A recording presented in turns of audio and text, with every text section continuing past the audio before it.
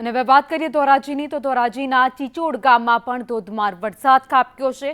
ચિચોડ ગામે રસ્તાઓ પર પાણી ફરી વળ્યા છે। પાણી ભરાતા લોકોને ભારે હાલાકી પડી રહી છે।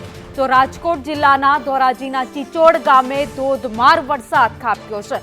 વહેલી સવારથી જ વરસાદની શરૂઆત થઈ। વરસાદ વરસતાની સાથે જ ચેકડેમ મુખ્ય માર્ગ પર વરસાદી પાણી ભરાઈ ગયા છે। વરસાદી પાણી ભરાતા જ ગામનો સંપર્ક કપાયો છે। ગામમાંથી એક ગામેથી બીજે ગામે જતા લોકો પણ અટકી ગયા છે। અલ્પેશ ત્રિવેદી વધુ અપડેટ સાથે અમારી સાથે જોડાઈ ગયા છે। અલ્પેશ, ચિચોડામાં પણ ધોધમાર વરસાદ વરસ્યો।